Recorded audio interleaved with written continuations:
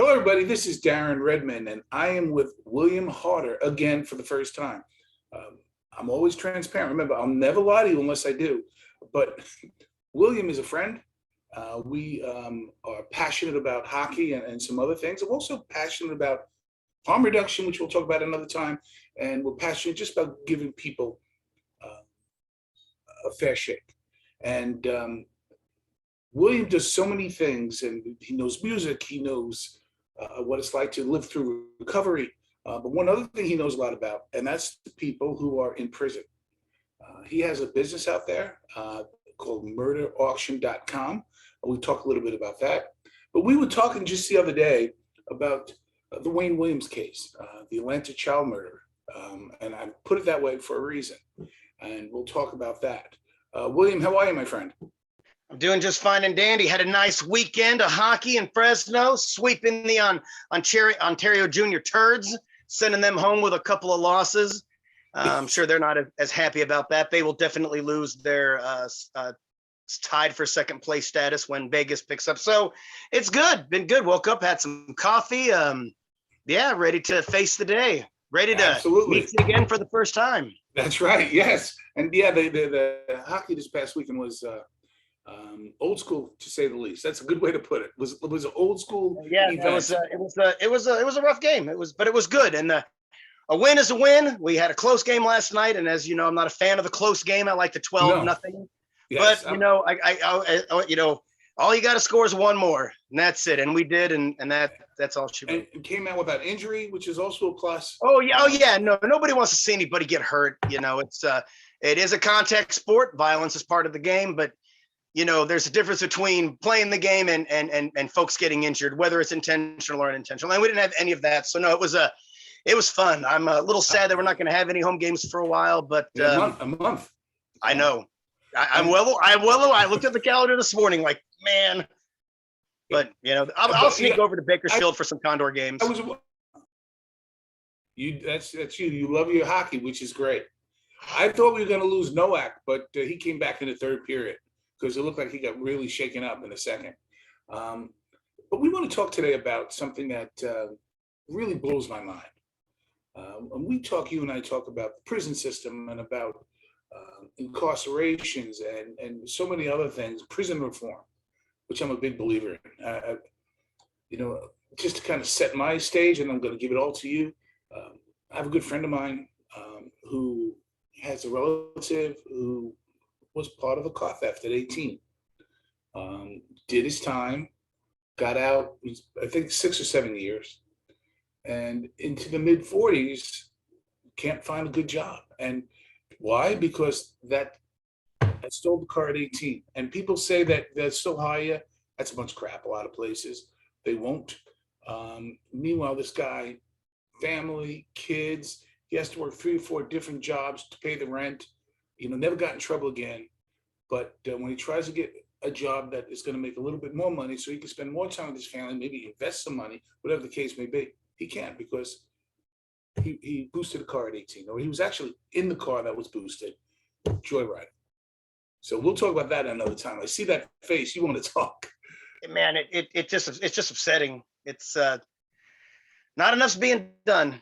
I'm thinking from my own personal experiences. I had to start my own business because I, at age 20, went to prison for selling drugs, and I've never been able to shake it. Right. The places that are hiring are entry-level jobs that are minimum wage because it's the bottom of the barrel. They'll take whoever they can get. And people with criminal records are highly motivated to work because they can't get work. So when they get it, if the factory's not hiring, they'll take a job at McDonald's. And a lot of times they really bust their ass because they know it's all they can get. And they're trying to, move up. But even then, that criminal record will prevent them from getting into salary management type positions at times. It's, you're a good worker, B. Oh, you're a good shift leader, but, you're a felon. So. No, 100%. And I've said this before in this podcast, on previous ones, and then we'll talk about what we're going to talk about today. But you have somebody who was selling drugs at 20 years old because they were a knucklehead. And they were able to get a clientele, and they were able to get distribution and all this other stuff. And now they straighten themselves out. Do you know how many sales teams would love a person who could do that? that could satisfy the customer, deliver on time, understand the way to sell. That you have to be transparent. You can't BS somebody; they're going to catch you. You know, these people have that structure already built into them. What an asset to a sales company, but people won't touch them because they did a stupid thing when they were 19, or they did a stupid thing when they were 24. No, Just and that's the is. thing. I had the motivation and drive, and you know, people say, well, why doesn't everybody just start their own business? Man, I was very fortunate. I surrounded myself with people who were doing much better than me, who saw the value in me, and not everybody's story is the same. So yeah, not everybody can start their own business and support themselves. So it's, well, I feel it's been very fortunate, and I was able to work within the confines of the system. There's plenty of people the system holds down, and so something, it's a huge conversation. Something needs to be done, and not enough has been, in my opinion. Like No, you, it needs to change. I agree. But I want to talk to you today about 23-year-old at the time, Wayne Williams, convicted and known as the Atlanta child killer. And how many kids were murdered during that time? 28. Okay. And again, because I'm terrible at math, how many of those 28 murders was he actually convicted of? None. Wait, could you say that again? Because I think you said none. He was convicted. He was not convicted of a single child murder in Atlanta. Right.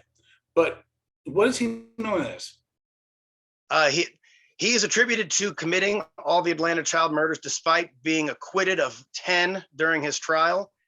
And the investigations were all effectively stopped after his conviction, and considered closed, despite, again, no physical evidence, nothing linking him, you know, and no convictions.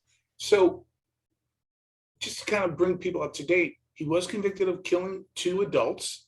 Two young men. Yep. Who I might add, their parents do not believe that Wayne Williams, in both cases, do not believe that he murdered their children.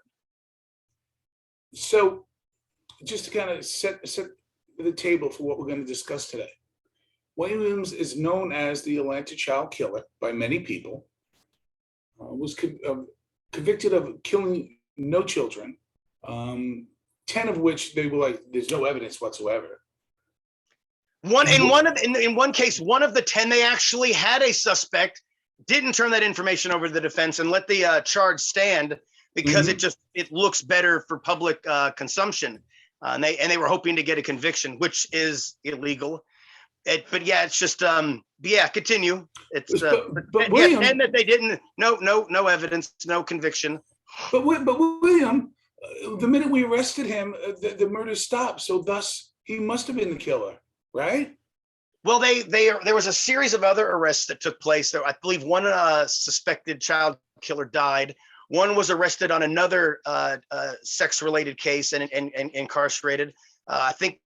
I'm pretty sure there was several Klansmen who were also arrested on unrelated charges and also incarcerated. I think there was 4 instances of people who were strongly suspected who either died or were taken out of the equation by incarceration. And it wasn't like child murders magically stopped. It just it slowed down enough that they said, well, because Wayne was arrested, the you know, and the killings have stopped. We have the right guy, which of course doesn't mean anything, but it's. So we're 2 talking heads now, but I'm going to use the term talking heads. But yet the talking heads out there will say, well, if you geocode the area, if you look at some of these other things, the murder stopped, thus it had to be him, and a jury found him guilty. What do you say to that before we dig into how you know certain things? Well, the jury didn't find him guilty. They found him guilty of 2, you know, murders of adults. Right. Again, there's a, you know, a friend of mine recently, we were talking about a case that was based largely on circumstantial evidence, and he said to me, well, that's the same as no evidence. And it is. It's exactly what that means. You know, I get it. Things you can paint any picture to look a certain way. But what I feel, when you know something and you don't tell the defense, or you don't tell the public to garner this public opinion and to try to sway a conviction, that in and of itself is enough to get a new trial. The fact that they had these other suspects and didn't want to look at them and really seemed to want to convict Wayne Williams, to me, it's just too much. It's too much. And I know the public rested easier. They let out this sigh of relief. Oh, we've caught the killer. But, again, is that worth a man's life to make the masses feel comfortable? Apparently, it is, and it's unfortunate. And as we spoke before we went on, it's about money, and money trumps, anything. Unfortunately. I just found it interesting when I looked at the decision, and they used terms like the carpet fibers closely matched. Well, closely matched is like saying near miss. You missed. Right. And there were all these, textile factories dumping into that river. That evidence has been so refuted and debunked. But at the time, at first it was, we got matches. We have matches for his dog. We got matches for his carpet. Despite not finding a single, drop of evidence in the Williams home, nothing, not a single hair, nothing that linked him to any of the victims. You'd think if a murder took place and there was a tussle, something would have been left, but there was nothing. And then to say, well, the victims had fibers similar to, carpet fibers. Well, man, you got carpet factories dumping, their waste into that river. It's a no-brainer. And the thing is, though, flashy headlines, you got a jury of, people from the community, which are, generally just people who are registered to vote. There's no IQ test required to be on a jury. You say these flashy things to them, and sometimes people don't understand it. And again, everybody wanted a conviction in this case. Everybody from the president down to the governor to the people of Atlanta, they needed closure. They wanted this because they were expanding Atlanta, and they wanted this to end because it was really being a big stain on the city. And again, I've told you this before, and I'll tell you now and tell people, I don't know if he's guilty or not, but I do know this thing needs to get reopened, and it needs to get looked yes, at. Without a doubt. And that's the thing, I wasn't there. I understand that documentaries and things of that nature can certainly be made to suggest a person's innocence. It's not trying to get too off subject, but I remember watching the Paradise Lost thing about the West Memphis Three, and unfortunately, I believe those boys are guilty. But the documentaries presented in such a way, it would really make you question that assessment. But what really, the big thing that made me change my mind about Williams was the fact that they had changed a death certificate to match up to the time where he was driving over the bridge, which where he says he never stopped. The police said they heard a splash. Keep in mind, this is the last day of funding for the FBI police stakeouts at all these bridges. Right. Williams drives over the bridge. They just a very, again, circumstantial coincidence, but it's there. They say that his car stopped. He insisted he never stopped. They question him, let him go. A body turns up, and they actually go and make them change the time of death to line up with the time he was going over. And that, to me, just screams, that's too much. The other was the Supreme Court, the retired Georgia Supreme Court justice who voted to overturn his conviction. It was an 8-1 vote. When he finally retired, he came and went on the record as to what happened. And he said, we were all going to vote to overturn until the phone rang. And he said he believed it was either then Vice President Bush or the governor said you have to uphold this conviction. Yes, Bush Senior.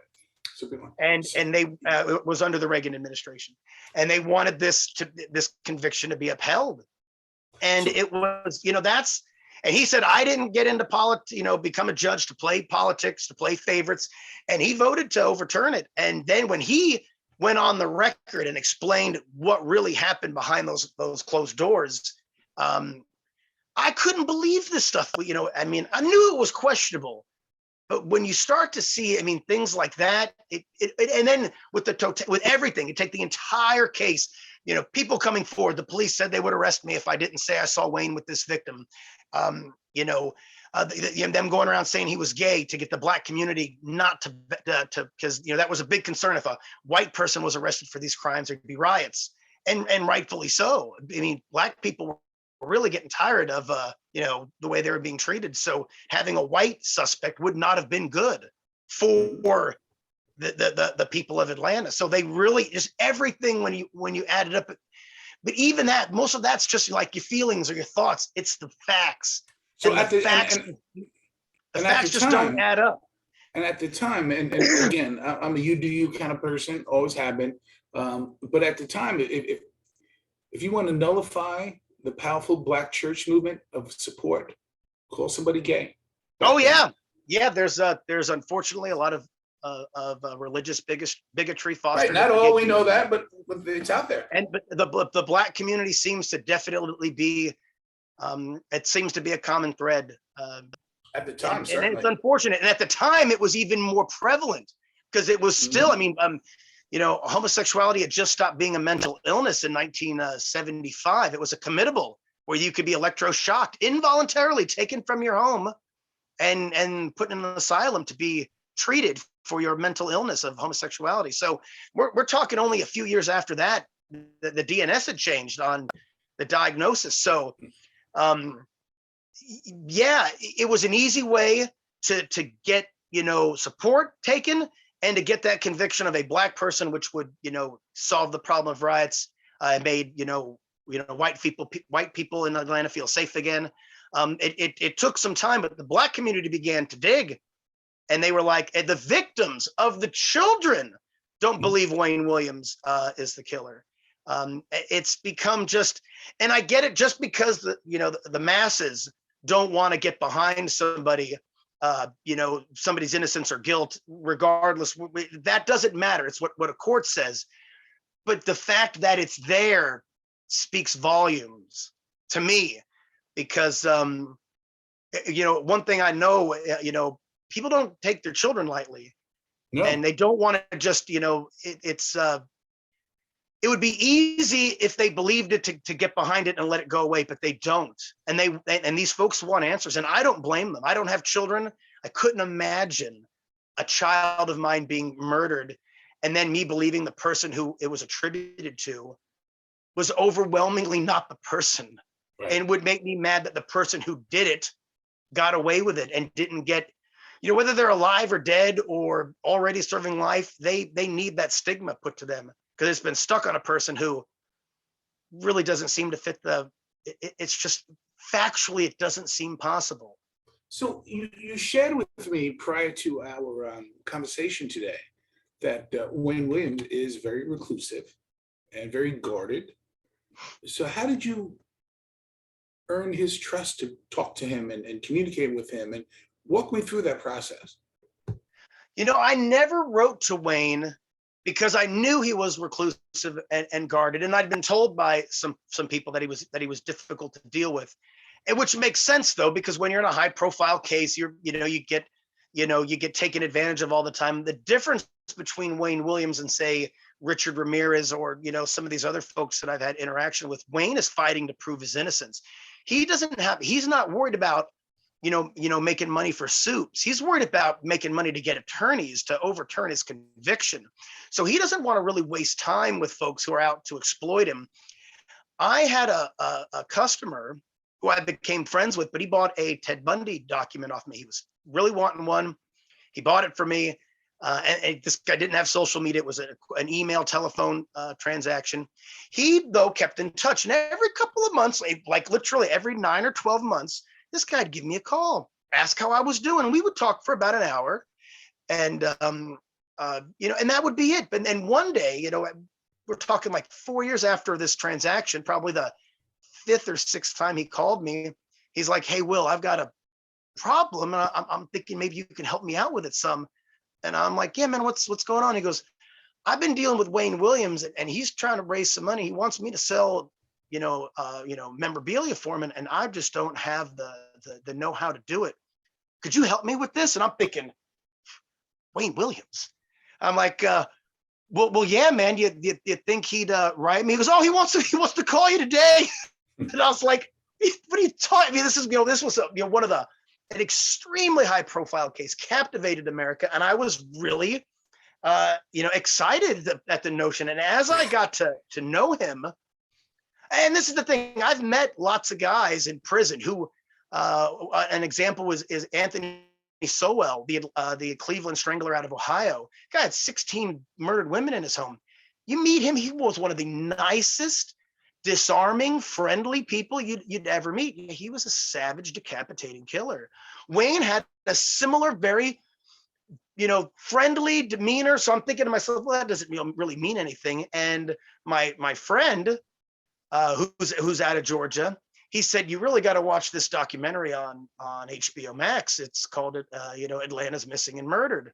And I watched it. It was a 5-part series, and I was blown away. I was like, how could this happen? And in this day and age, when everything moves so fast, when they had all these, the witnesses come forward, even some shortly after the trial, saying, look, we were pressured to say that stuff. It would, and that's not enough, but to get maybe warrant a new trial. Or maybe it does, man. Threatening witnesses to testify over threat of arrest, certainly see, but it just kept growing. And as I learned more and more about the case, and I asked Wayne, how are you not bitter about this? Because again, he was very friendly, and he's like, man, I don't have time for bitterness, man. I just want to get out and live what's left of my life, man. He goes, I've lost my parents, I've lost my life. I just want to get out and enjoy what's left of my life. And I want some apologies, probably a little bit of money too. I know I would. I'd be so bitter. Absolutely. So yeah, and because this person from Georgia had developed this really good rapport and had earned his trust, and because I had earned this guy's trust whenever he called me, had a question about something, answered it to the best of my ability, and would give him that time as I would any person that I had a rapport with. I mean, this guy, he spent a few $1,000s with me, which will certainly get you a phone call. But I mean, I continued after the sale was done. Listen, business is business.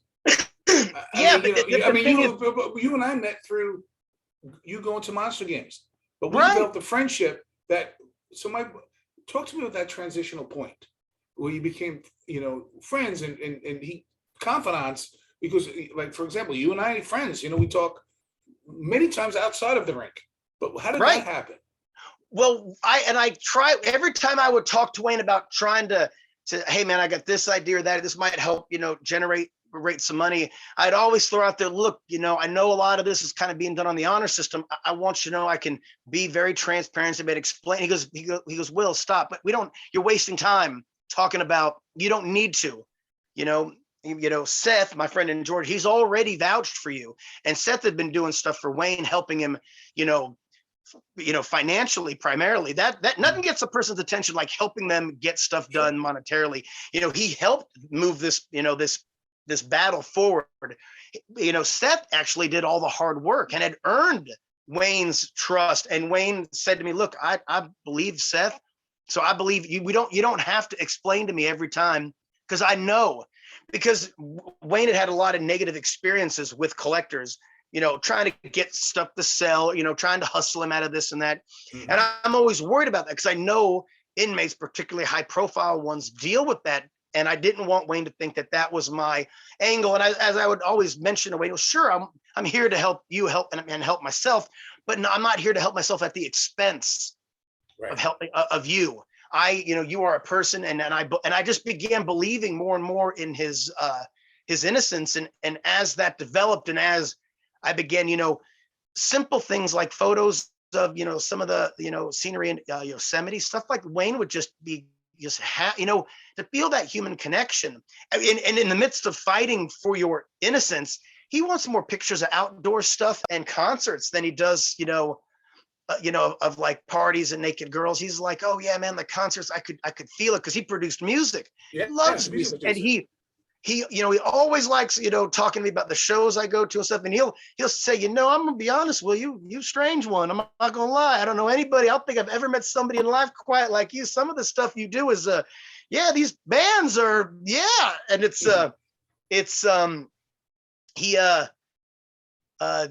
just evolves. But I think the reason our friendship developed as quickly as it did is I had somebody who I was good to, who I treated right, and that person vouched for me, and Wayne believed that person. And then I showed Wayne that I could be trusted, that I was trustworthy. And yeah, he doesn't even like wasting time with it now. And I think that's great. And, you know, you used the word that twice during that explanation that you don't hear much anymore, and that's vouch. Yeah, I'm from a generation, and obviously so are you, where that meant something. You know, if you said he's a good guy, that's all I needed to know. That's all I Right. needed to know. And somehow, for whatever reason, we seem to, as a society, gotten away from that. But I got to tell you, at some critical points in my life that could have been devastating on so many different levels, it was the vouch for people that got me through. You know, Right. No, I remember when I was in prison, there, you know, that old saying, "You're only as good as your word." And in prison, when I arrived there, that is all I had was my word. And when you would see people and they'd say, "Man, your word ain't worth a shit." I mean, and you weren't worth anything at that point. Nobody trusted you. And not that people in prison are so trustworthy, but man, if you say something and then you do another thing, your credibility just goes out the window. And you know, and in prison, you say, "Hey, I vouch for that guy. He's all right." You know, it was real commonplace in there because somebody knew you were stand up, knew you were a man of your word. That, you know, that carried some weight. Today, you know, you can be bought. You know, somebody will vouch for you if you pay them.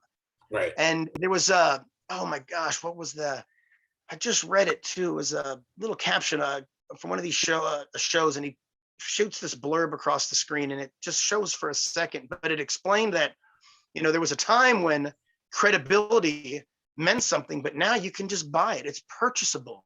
Oh, absolutely, and it's Celebrity unfortunate. comes forward and says, "Hey, you know, this guy's a solid guy," or, "Hey, I've used this product." Everything's a commercial now for everything and everyone, and it is unfortunate. And I've dealt with a lot of prisoners, and not that my word is gold, or, you know, but this is one case that I feel really, and there's a couple that have really always rubbed me the wrong way, but I mean, there's just so much with the Williams case, because it's so publicized. I'd mentioned this to you earlier, and I'd feel remiss if I didn't say it now. There's, Please bring it for on. every Wayne Williams, there's 1,000, there is 10,000, there is you know, people sitting in prison who did not get the national spotlight, whose cases are just swept under the rug, who were convicted on extreme police corruption. There are people who have been executed, and they've shown. There's some states, Texas, where if you're executed, your case is forever closed. It will not be reopened. And they've proven that in some of these instances that the cases were completely fabricated by, you know, fire marshals and police and district attorneys working in tandem, not independently. They were in unison to secure the conviction, and then when these people are executed and some of this comes to light, the states will say it can't be reopened. That's the law. That's not the way it's supposed to work.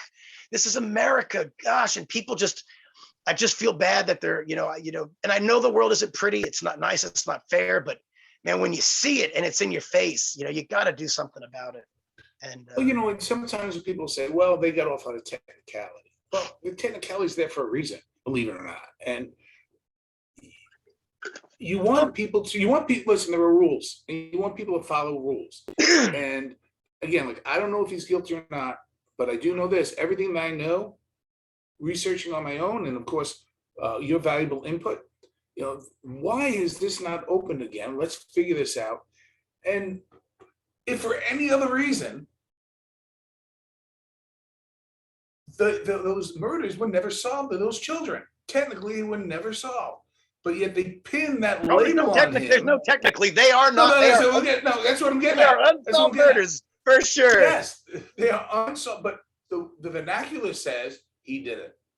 And oh yeah, the cases were closed because they, despite not getting any convictions, it was a stain on Atlanta, and it's a stain that needs to be washed, man. It needs to be revisited.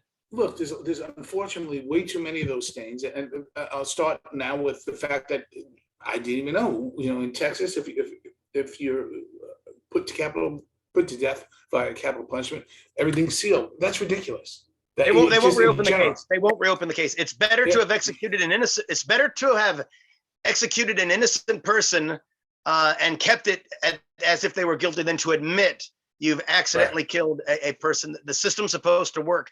They've had, prosecutors who, the stuff that goes on with these kill happy states, because it's, it's a bigger picture. I've always thought that killing people, it's just, the state killing people is just not the answer. Well, I can't say I've always thought that. I actually used to think the death penalty worked until I saw how it worked, until I researched the history behind it, why we had to get rid of it.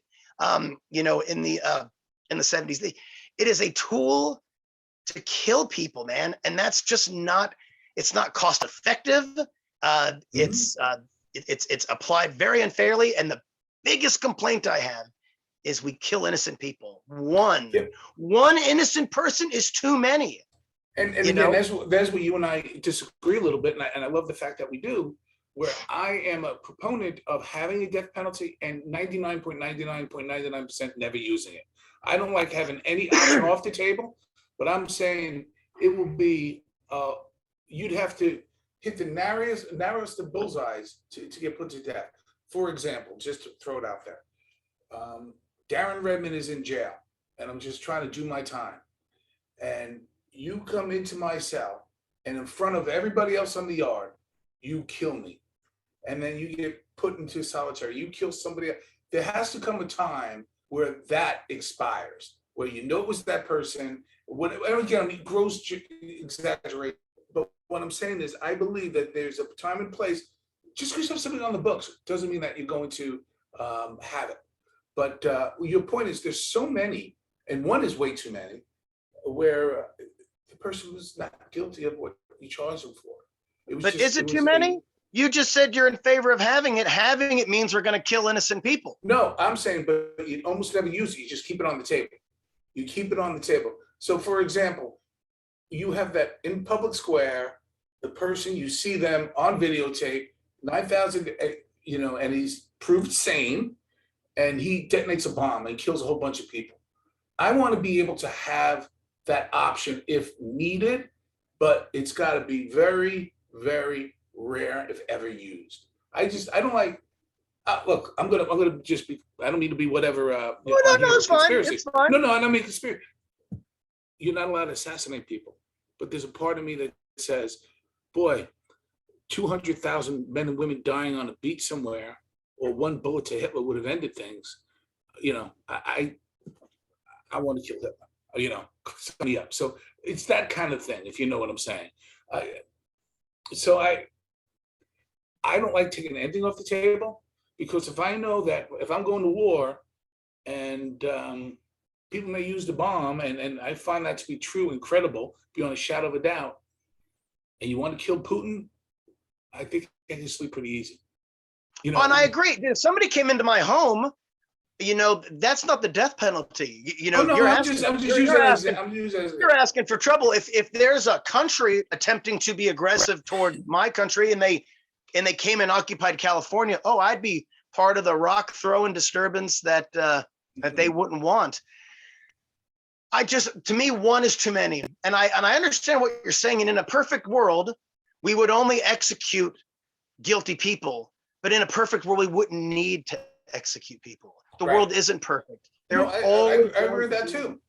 But there are always going to be people who everything lines up. There have been cases where the police will plant DNA evidence. This secures convictions. This is indisputable evidence. There was one case that sticks out. The only reason they were able to figure it out is the actual killers were apprehended. And then when one of those killers was given a plea offer, if you testify and implicate these other two innocent people. Happens all the time. And she refused.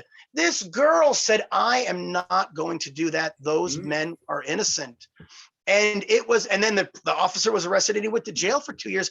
They were talking about giving these guys life in prison. He planted this evidence 100%. And, if it was a death penalty state, these men could have been executed. And everybody would have, felt they deserved it.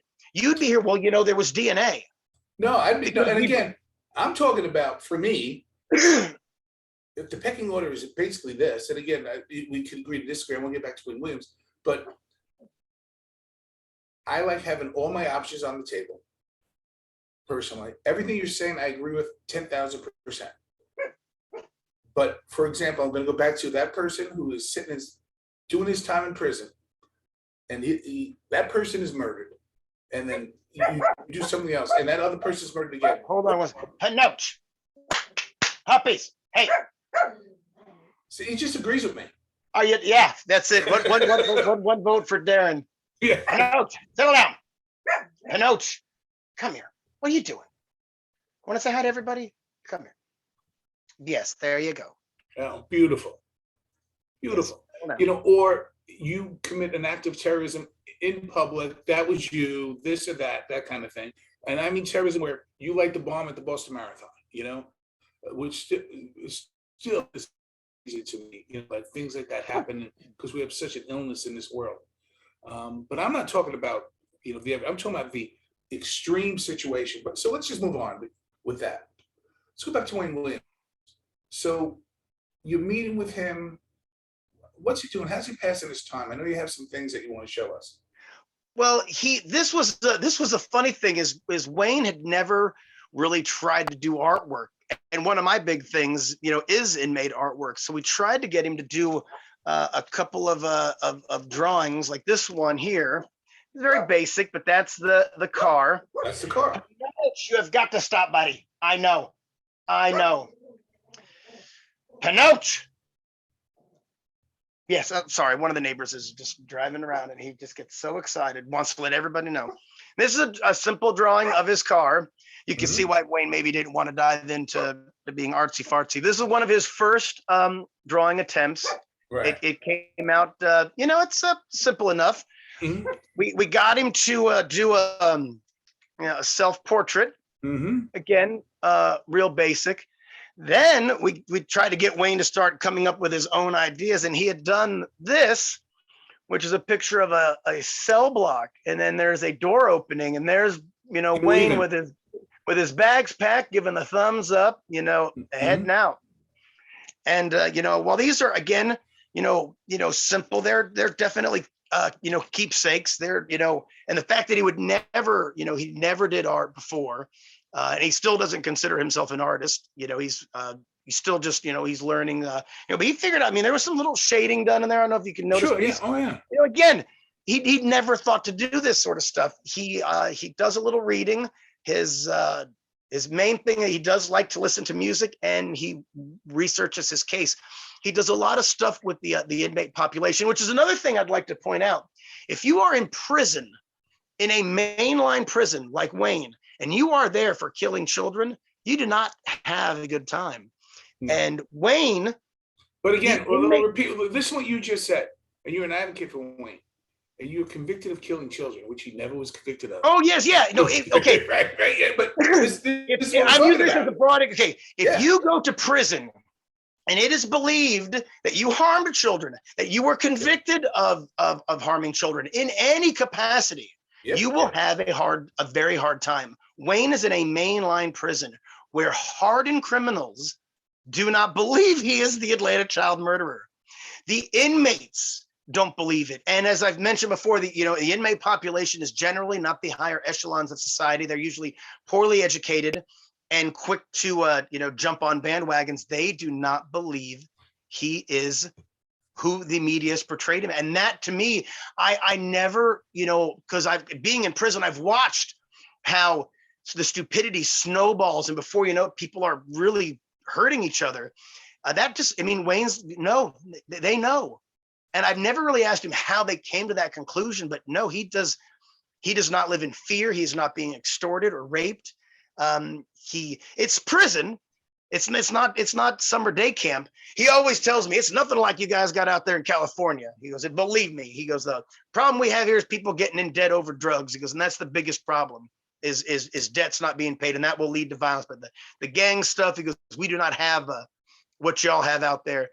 I think he spends most of his time, working on his case and trying to, raise money to pay his legal team, because these folks are working hard for him, and he's just trying everything he can to get out. And this not being bitter. I think I would be just the most bitter person.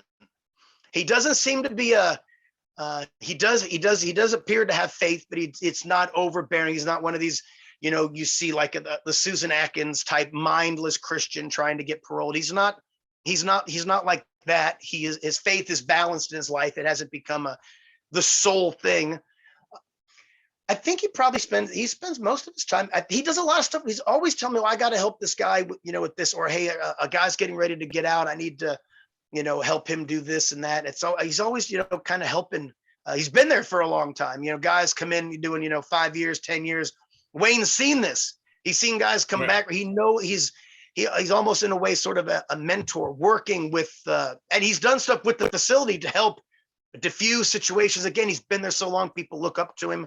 He's if he when he does get out, it would definitely be a problem for the prison. They're going to lose somebody who helps keep the playing field level in there. He does always talks out. He always speaks out against the drugs. He tries to talk people out of that sort of thing, which again I like. He's even if he was guilty, he's what you would call a model prisoner. So without sounding like a really bad B movie, you know how you can tell from the outside that the fellow inmates think that he's not guilty, even before you said that. He's not dead. Oh yeah, to be in a mainline prison, he would have been in California. I don't think that the question, somebody would have believed what they saw on Fox. Well, that guy's the guy who killed all those kids, and they'd just kill him. Right. They would. It's better to. Well, he's just one guy. Let's take him out just on the off chance, because Wayne didn't go into prison affiliated. He wasn't a gang member. He was a music producer. Who the media was calling gay. He did not fall into these categories of hardened criminal.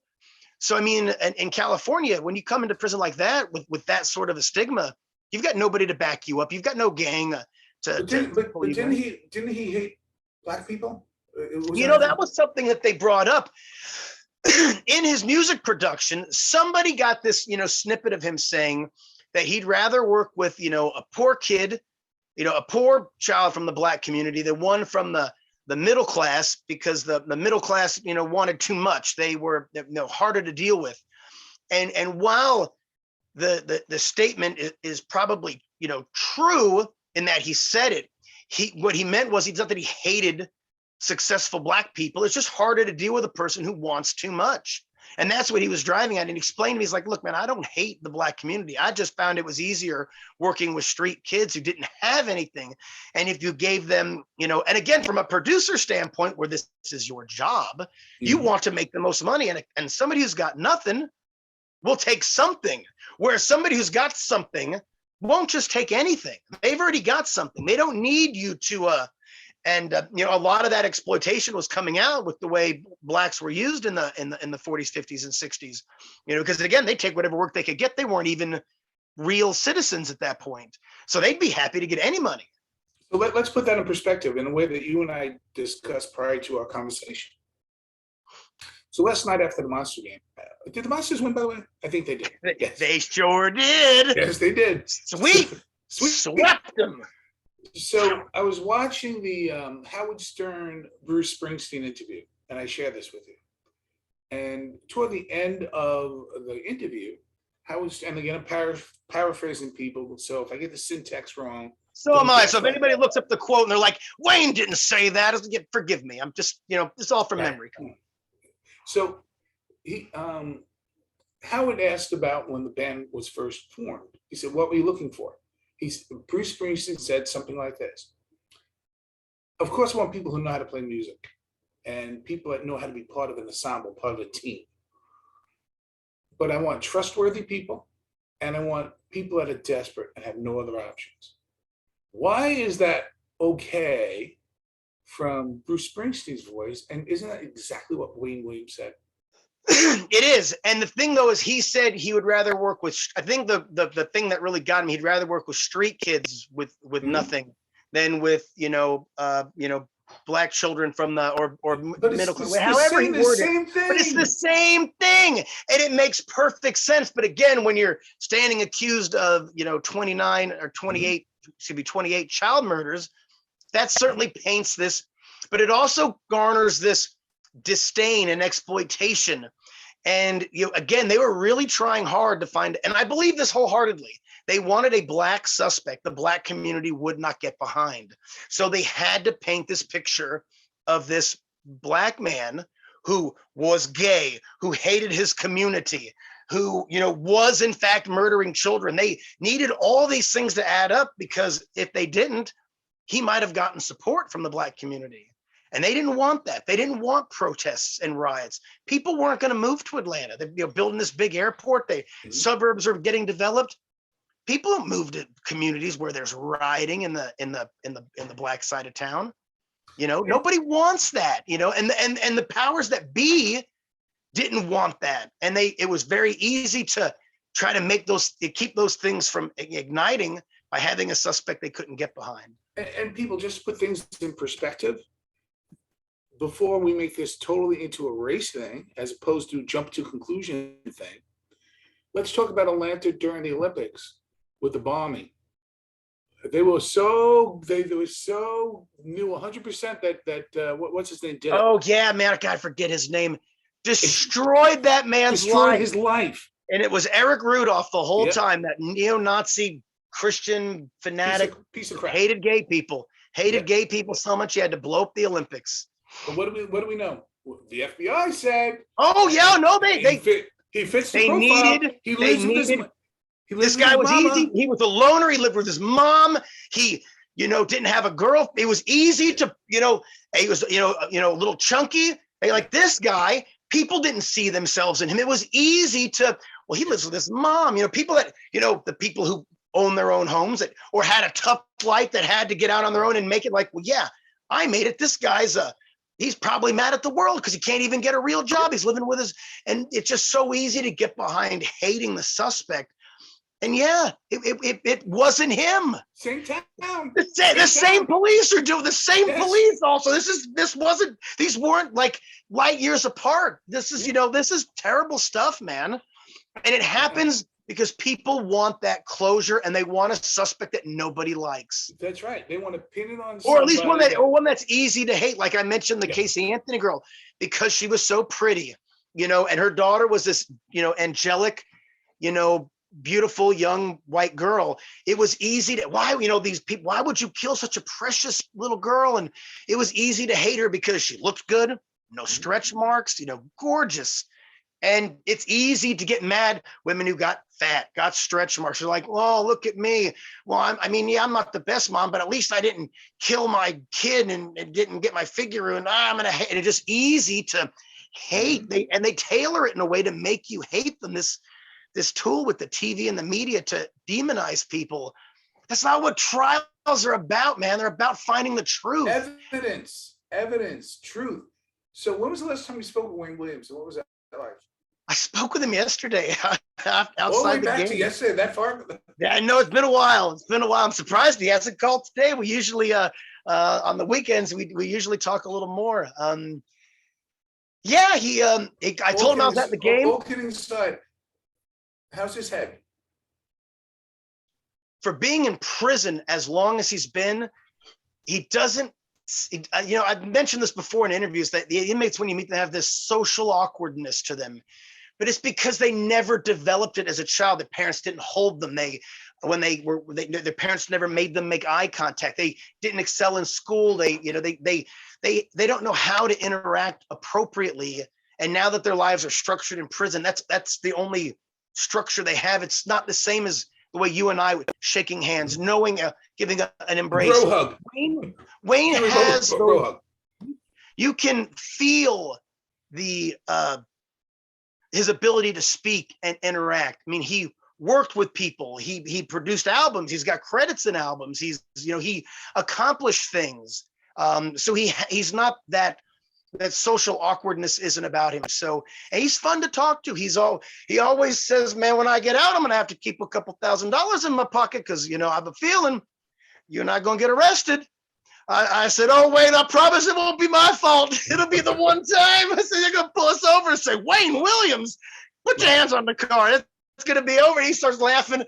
He's got a good sense of humor. Again, his development was studied, definitely put on hold. The person he was meant to be is never going to be, but he's been able to keep that he's got that real human quality. And I think that's also the fact that he is not this murderer, because when you meet a person who rapes and murders people, or just, savagely, who does horrible crimes, there's already something kind of, and when you meet them, even in the structured environment, you can just kind of tell something isn't, it's like a clock with one gear off. It's gonna do this. You can just see it, and you can tell this person, put in the right circumstances, is a savage, human being. They've already experienced that, where somebody like Wayne was going through the throes of life, trying to make it.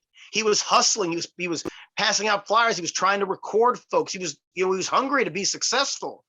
And then when all that was shut down, it wasn't like he was taken out of this murderous environment. He was, a fairly, just living the American dream, just trying to do what he did. And one of the things he mentions to me, in hindsight, I probably shouldn't have talked to the police as much as I did, because he had no problem talking to them, talking rude to them. It just, you get somebody mad. It's like, oh yeah, we're going to railroad him. It's like with the coach the other night, he wants to complain. Yeah. I'm going to be on him even more. When you're dealing with the police, you don't want them mad. You have got to bow down. And he didn't. And he says that was one of the things he really shouldn't have done. And in hindsight, he goes, yeah, I didn't. But he says, I believed I was innocent. I believed an innocent person wouldn't be arrested. I didn't think they could do this to a person, but I found out they can. Yep. And again, the gentleman with the Atlanta Olympic bombing, he talked to the police. You have every right to keep your mouth shut, and I would advocate all the time. Oh, all the time. When people say, "Oh, you're hiding behind your rights," I go, "No, man, my rights are protecting me from you. That's why we have rights." Oh, people tell me, "Oh, you hide behind that constitutional free speech, huh?" I go, "No, the Constitution protects my right to free speech. And just because you don't like it, you don't get to step on my rights." That's right. And that's why it's there. Because it's to protect people who the unpopular, just because, you don't like, bologna sandwiches, you don't get to tell people they can't eat them. Just because you don't like, collecting inmate art doesn't mean you get to tell me I can't collect it. That's not how America works. Right. It's not how this country is supposed to work. So my last question for you before we go is, with the changing political demographics in Georgia, what are the odds that Wayne gets a new trial? Wayne's pushing for, straight exoneration. I should mention there's a website, WayneWilliamsJustice.org. We just got the site up, actually, after, trying a couple of false starts and trying to get everything together. It's still in its infancy, and we haven't pushed it. This is one of the first plugs, actually. They're pushing for an outright, release, because it's so obvious. To try to have another trial, most of these witnesses are dead. Mm-hmm. It's at the very least, he should. I think it's just the evidence is overwhelming that he's innocent. The likelihood of a black man being exonerated today, I think the chances are real good. I think there's I try not to be a cynical person, a misanthropic person, a glass half empty guy. And I've told you this, and the world makes it hard, but I want to believe that with the amount of evidence, and certainly with the amount of support behind Wayne, his case will get looked at, and whether the decision for a new trial or just exoneration and release, that might make him sign some sort of, Alford plea, that he'll agree to plead guilty and let him out, so he can't sue them. Because there's a financial implication. And Wayne might say, you know what, no, you can take that and shove it up your butt. Let's get this trial going. Oh, you don't want to let me out? That's fine. Let's get a trial. Let me get acquitted. Then I'll, get them to instate factual innocence. Because being acquitted doesn't mean you're innocent. It just means you couldn't be convicted. You can then motion for a judge to institute a factual innocence, that you were not guilty at all of the crimes you were charged. So he might. I would like to see Wayne get out. Even if let's just pretend he is guilty of killing two people. I mean, 40 years is a long time, man. That's a lifetime. People should, and because he has not been in trouble, he has been this is somebody who should be considered for parole. Even if he's guilty, the consideration process should be starting now. 40 years is a good chunk of time. And I'm not trying to say a person's life or two people's lives are worth 40 years. That's not what I'm saying. What I'm saying is there has to be that restorative justice. What you're saying is the reality of the world that we're in. People are going to kill people, and people should be able to atone for that. And I think that Wayne has I have not seen him through his entire incarceration. I don't know. I just know from what I've read based on the, legal documents I find on the internet, reading his case filings, reading what, legal briefs have come, and I can see that this isn't somebody that I think would be a continued threat to the community. He's not somebody that if he was guilty, he meets that criteria. So that in and of itself, but no, I think that, Wayne should be released. And I think a check should come with that so we can go out and have a good time and he can have some bail money. Again, I don't know if he's guilty or not, but and I don't know either. No, hold on, I know that. Yeah, but let me just kind of say, a few years prior to that, maybe 7 years prior to the Atlanta murders, there was a person who shot the president. I think his name's John Hinckley. Yep. And he put James Brady into a coma, shot a Secret Service agent, and almost killed the president. And what prison is he in now? He's not in prison. He's making country music.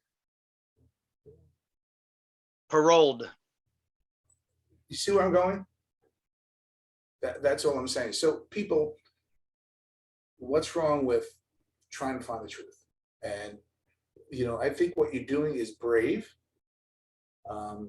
Because listen. Wayne has warned me. He warned me. I'm not trying to cut your thought. He said, listen, please. Are you prepared? Are you prepared for some of the backlash? And I said, man, I've been getting it that, death threats are scary. I'm not going to lie. I get them. And I've come to accept that. I don't want to be a martyr, but I'm not going to, if I see something, I'm going to say something. And this is one of those things. Continue your thought though. Well, this might be the reason why at the end of each hockey game, he walks behind me to the car. I'm kidding. So if somebody wants to get in contact with you, how do they do it? Or go to your website, or talk a little bit about that. It was funny. There was a couple that were coming in from Colorado, and they were trying to get tickets to see their grandson play this weekend. And they didn't know how to get tickets. They went to the Monster Facebook page and saw all my social media posts. Mm-hmm. And they reached out to me and asked, excuse us, we're very sorry to bother you, but so I'm not unattainable. And I was very happy to help them get their tickets. By the way, people, that's who he is. That's who he is. And that's people, I put this, and while this is a more, relaxed atmosphere, I play this part of this murder mogul guru of crime, but man, it's partly a character. Don't get me wrong. It's what I'm into. I mean, I can be, found on any of my websites. The two that are most popular are murderauction.com and the psychokillerbobbleheads.com. I'm on Facebook. If a person's got a real profile, I don't mind adding them.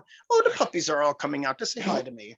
Like you can hear them coughing. I'm not hidden. I don't mind, people have questions, want to talk. I'm pretty giving with my time. I don't mind saying hi and, And I'll say this, you might not know I was going to talk about this, but knowing me by now, you probably know it. He's also a guy that goes to prisons to visit people that you never heard of, not the high profile cases, who might have made a stupid decision or might be in there incorrectly, and just tells them, hey, I used to be in prison. I had a messed up stuff going on. There could be a future for you. And we'll talk about that next time, but I want people to know that, William. I mean, talk a little bit about that. I will be at a prison this Friday, visiting a guy who committed a crime when he was 19. He shot a person, and I was his first visitor in, oh gosh, it was 30 some odd years. It was real sad to think that nobody'd gone to see him, and it just, things like that. Yeah, I there's more to it. And there's, maybe a third of the people that I've been in contact with have some sensationalism behind their case. Most of them are just, the other 2/3 are just guys I hate saying it like, but man, I couldn't give their letters away. Nobody cares about their cases. It's not why I started this, and while I do have a financial component to it now, because it takes money to do this, it continues not to be why I do it. I've always said, I've been very fortunate to overcome addiction, to overcome an antisocial lifestyle marked with criminality and bigotry and hate. I've been able to overcome these things, and I just feel this compulsion to give back and try to, if somebody listens to this and it brightens their day or makes them think about, something that they've been told that they needed to maybe try to do some soul searching to get a second opinion on. That's what I do it for, Plus, because Darren asked me, and he's done me a couple favors, so I gotta, don't bite the hand that feeds. Listen, we talked about the term vouch. Vouch for this man, he vouched for me. Let's do some good that people won't ever know about, because that's who we are. And we're no better I don't than do it for anybody attention. else. I've done beach cleanups and not taking pictures of the garbage bags because it's not always about getting a pat on the back. It's about doing good for goodness sake. Right. And if you want Santa to come, that's why you better be good. Yes, but by the way, we'll talk one time how this man is probably the most professional chirper in the world. You can get under people's skin like nobody's business. Yeah, it was a good one. It was a very good game, and I won't soon forget it. So we'll definitely be able to revisit that another time for sure. Well, William Harder, thank you for being my guest, and we will talk soon, my friend. For sure. Thank you very much. Bye now.